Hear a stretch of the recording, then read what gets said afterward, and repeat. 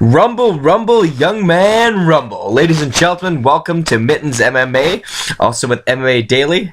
I am your host, the one and only Royden Mitten, also known as Chael Jr. Tonight, we're going to be talking about UFC 187. So let's get this really exciting card started off with John Moore versus Joseph Benavidez. Both these guys are coming off of a victory, and both these guys have been at the top fighting for the world title. If any of these guys want to get another shot at Mighty Mouse, they need to win this fight in devastating fashion. John is a good fighter, though. He's got a good footwork, good ground game. He's got 8 submissions in his career. And that's what he needs to look for in this fight. He needs to get Joseph down, avoid the speed and the combinations from Joseph, get him on the ground, and look for the submission victory. But it's not going to be easy when you got the speed of Joseph Benavidez and the great combinations, the amazing footwork, amazing body shots. He's an all-around great fighter. And that's what Joseph's got to look for, is the TKO knockout victory. Use that speed, get in and out quick, drop him, and go for the win. And I think that's what we're going to see. We're going to see Joseph take this fight in the second round. Right after that, we move to the heavyweight division. Andrei Arlovski versus Travis Browne. Both these guys are coming off of a first-round knockout, and both of them looked really sharp in their last fights. Arlovski looked great with his good footwork, big power shots, able to avoid the big shots from Bigfoot Silva. Travis Browne, on the other hand, he's looking great with his nasty ground and pound and just great power, and he's able to take major hits and able to still fight back, like his fight with Fabricio Verdum.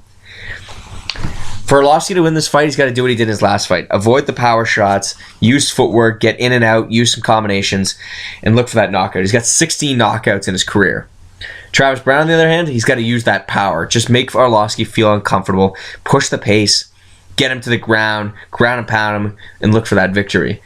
And I believe that's what we're going to see. We're going to see Travis Browne getting in close, getting him to the ground, and just really putting a beating down on Arlovski.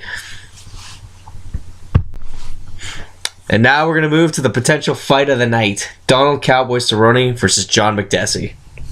This has got everything for a fight of the night. Both of them like to stand and trade. Both of them got excellent stand-up. Both of them have excellent finish rates. And that's exactly, I think, what we're going to get. It's just a good stand-up brawl. John's going to be looking for that big power shot to try to put Cowboy out. And that's his best chance, I believe. Really break Cowboy down. Look for body shots. Just break Cowboy down to look for that big one-punch knockout. For Cowboy to win this fight, mix it up. He's got his excellent ground game. He's got 15 submissions in his career. And I think that's exactly what he needs to do. Use his stand-up to kind of break him down, get him tired. Then look for the takedown, get him down, rough him up, and look for that rear naked choke. I don't think either one of fighters is going to finish each other. I just think we're going to see a hard-pressed, action-packed fight of them just standing and trading. But I believe Cowboy's going to take this fight by decision. I think his kickboxing is going to be too much. He'll be too creative.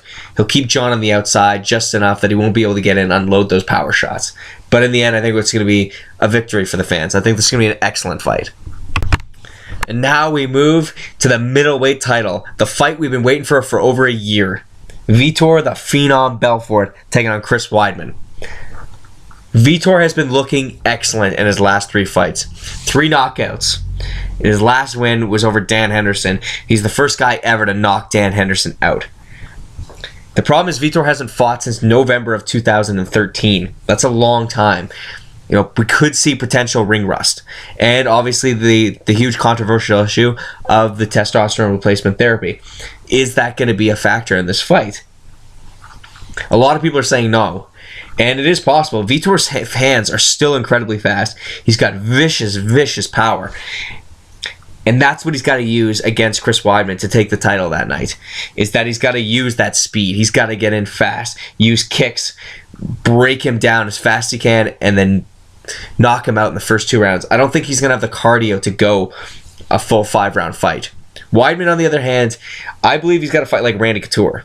He's got to push Vitor against the fence, use dirty boxing, break him down, get him feeling uncomfortable, make him carry that weight, and then look for a stoppage in the later rounds when Vitor's very tired. Chris is also going to watch out, though, if this fight goes to the ground.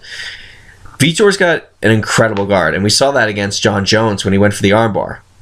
That's something Chris needs to look for. his best bet would be to move into half guard. He's going to be able to avoid a lot of submissions. He won't be able to get him in an arm bar from the guard, a triangle, a Kimura. The best he could get would be a Kimura from the guard, which would be extremely difficult. I think Chris, though, is going to take this fight. I think Vitor is just not going to be able to get that big shot off fast enough. I think Chris Weidman's going to get in there, get a hold of him, push him against the fence, break him down. I don't see Chris Weidman standing with Vitor Belfort for very long, and that's Vitor's best chance.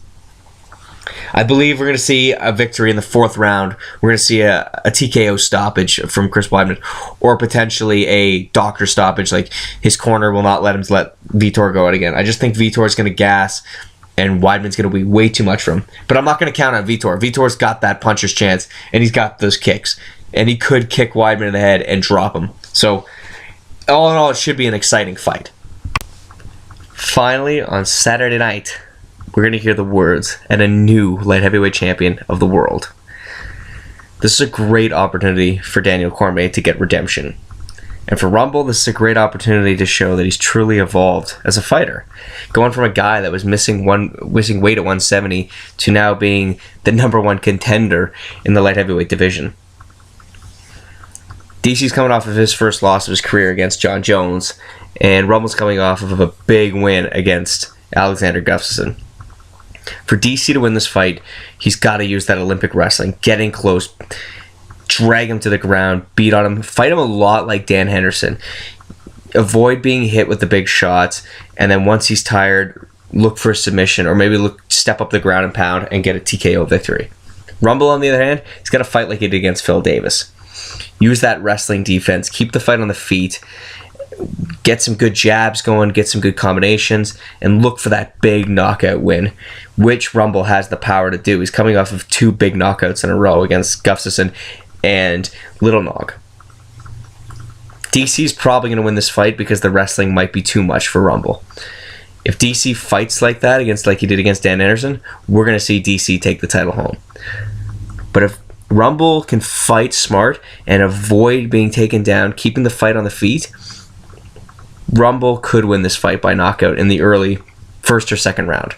I'm going to have to go with the wrestling on this chance. I think DC's going to take it, but I'm not counting out Rumble. Rumble's got a good chance to knock him out, and if anybody can beat DC, I think Rumble's going to do it. But we'll see what happens on Saturday night. So thank you very much for listening, and stay tuned for more. Good night.